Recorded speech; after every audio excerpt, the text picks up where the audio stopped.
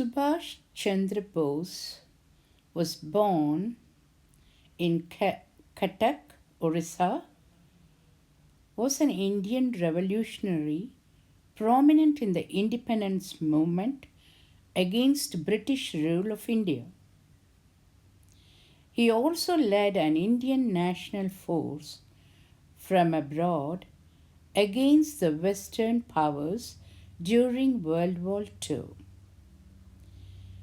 He was a contemporary of Mohandas K. Gandhiji, at times an ally and at other times an adversary. Bose was known in particular for his militant approach to independence and for his social push policies. He was the son of a wealthy and prominent Bengali lawyer. Bose studied at Presidency College, Calcutta, from which he was expelled in 1916 for nationalistic activities, and the Scottish Churches College. He then was sent by his parents to the University of Cambridge in England to prepare for the Indian Civil Service. In 1920, he passed the Civil Service examination, but in April 1921, after hearing of the nationalistic turmoils in India, he resigned his job and hurried back to India. Throughout his career, especially in its early stages, he was supported financially and emotionally by an elder brother, Sarat Chandra Bose. Bose later joined the non-cooperation movement started by Mohandas Karamchand Gandhi, who had made the Indian National Congress a powerful non-violent organization. Bose was advised by Gandhi to work under Rajan Das, a politician in Bengal. There, Bose became a youth educator, journalist, and commandant of Bengal Congress volunteers. His activities led to his imprisonment in December 1921. In 1924, he was appointed Chief Executive Officer of Calcutta Municipal Corporation. With Das as mayor, Bose was soon after deported to Burma because he was suspected of connections with revolutionary movements. Released in 1927, he returned to find Bengal Congress affairs in disarray after the death of Das, and Bose was elected president of the Bengal Congress. Shortly thereafter, he and Jawaharlal Nehru became the two general secretaries of Indian National Congress. Together, they represented more militant left-wing faction of the party.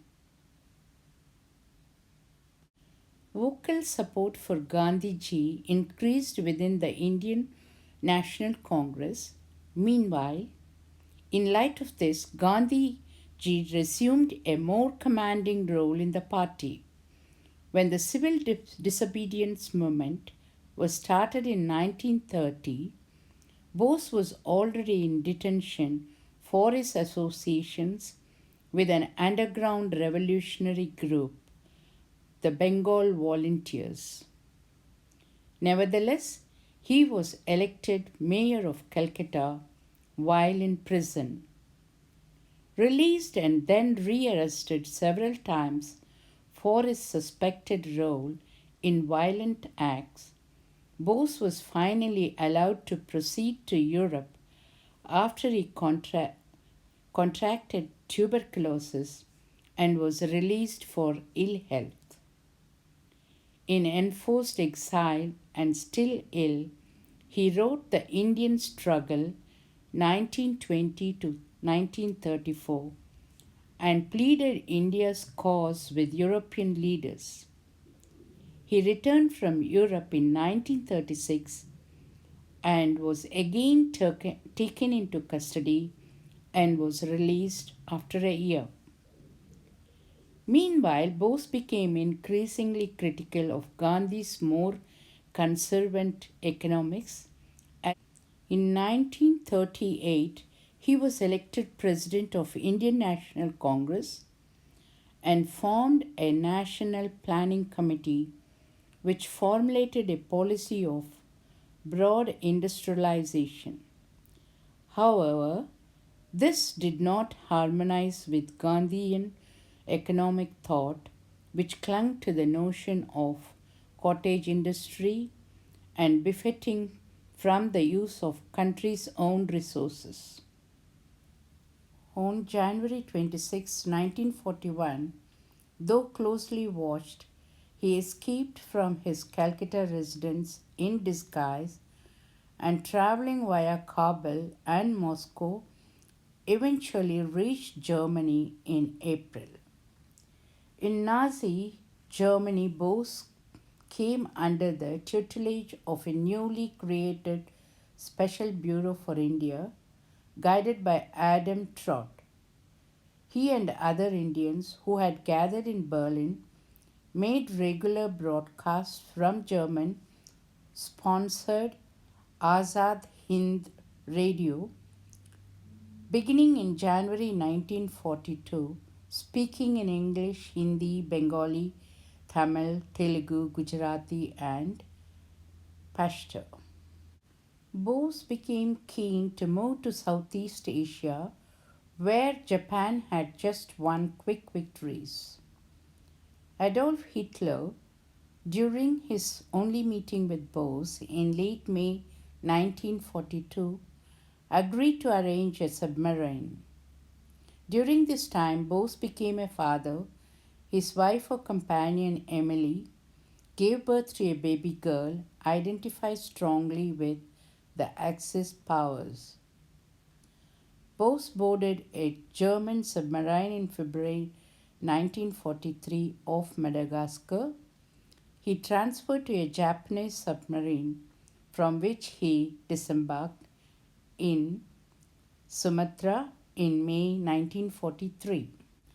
Bose died from third-degree burns after his plane crashed in Japanese Taiwan on 18th August 1945. Some Indians did not believe that the crash had occurred, expecting Bose to return to secure India's independence.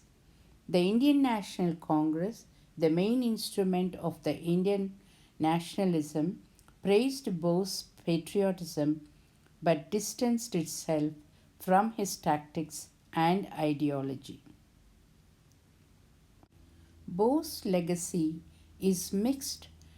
Among many in India, he is seen as a hero, his saga serving as would be counterpoise to many actions of regeneration, negotiation, and reconciliation over a quarter century through which the independence of India was achieved. His collaborations with Japanese fascism and Nazism pose serious ethical dilemmas, especially his reluctance to publicly criticize the worst excess of German anti Semitism from 1938 onwards, to offer refuge in India to its victims. His participation in the freedom movement was remarkable. He was a brave and courageous leader. The sacrifice and struggle of Chandra Bose, Subash Chandra Bose, who was deeply inspired by the Bhagavad Gita in his fight against the British, cannot be forgotten. For him, the nation was of paramount importance. In 1942, Gandhiji called Bose the prince among the patriots. Gandhiji said that Netaji's patriotism is second to none. His bravery shines through all his actions. Let us all give our salutations to this great leader and remember him always in our hearts. Thank you for watching. Please do subscribe and share this video to more of your friends.